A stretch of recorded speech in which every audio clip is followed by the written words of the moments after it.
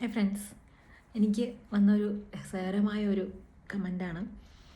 Teaching job apply ചെയ്യാനായിട്ട് നല്ല ടെൻഷനുണ്ട്, അല്ലെങ്കിൽ യു എയിൽ ടീച്ചിങ് എന്ന് പറയുന്നത് വളരെ ടഫാണെന്ന് കേട്ടു.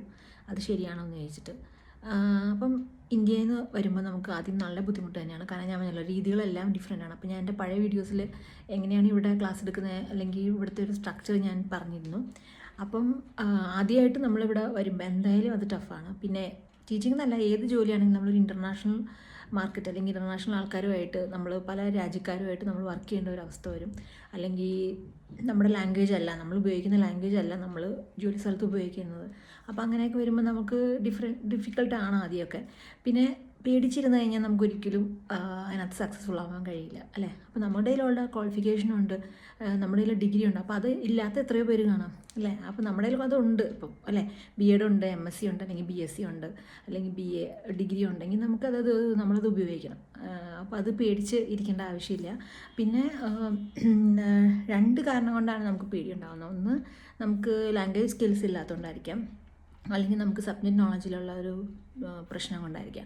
അപ്പോൾ ഈ രണ്ടും നമ്മൾക്ക് തന്നെ ഡെവലപ്പ് ചെയ്തെടുക്കാൻ പറ്റുന്ന ഒന്നാണ്. അപ്പോൾ നമ്മളത് ഡെവലപ്പ് ചെയ്തെടുത്ത് നമ്മുടെ കുറവുകൾ പരിഹരിച്ച് നിങ്ങൾ അപ്ലൈ ചെയ്യണം എന്ന് തന്നെയാണ് ഞാൻ പറയുന്നത്. പിന്നെ ഇത്രയും പേഴ്സണലായിട്ടുള്ള കാര്യം നേരെ എന്നോട് ഷെയർ ചെയ്യാൻ നിങ്ങൾക്ക് തോന്നുന്നുണ്ടെങ്കിൽ എൻ്റെ മെസ്സേജസ് അല്ലെങ്കിൽ എൻ്റെ വീഡിയോസ് അത്രയും നിങ്ങളെ ടച്ച് ചെയ്യുന്നുണ്ടെന്നാണ് അതിൻ്റെ അർത്ഥം.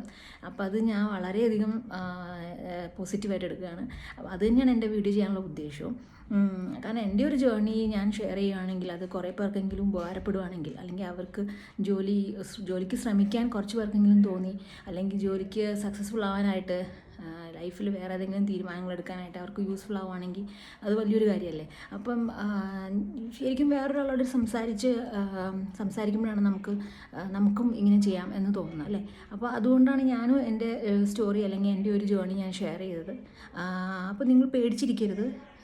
അതിനൊരു സാധ്യതയുണ്ടെങ്കിൽ നിങ്ങളത് ചെയ്യണം. പതുക്കെ പേടികളെല്ലാം മാറും.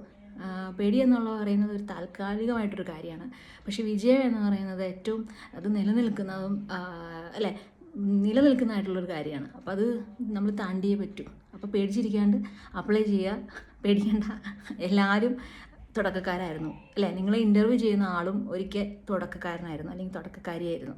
അതുകൊണ്ട് നിങ്ങൾ പേടിക്കാണ്ട് പോവുക. ഓക്കെ, അതാണ് എനിക്ക് പറയാനുള്ളത്.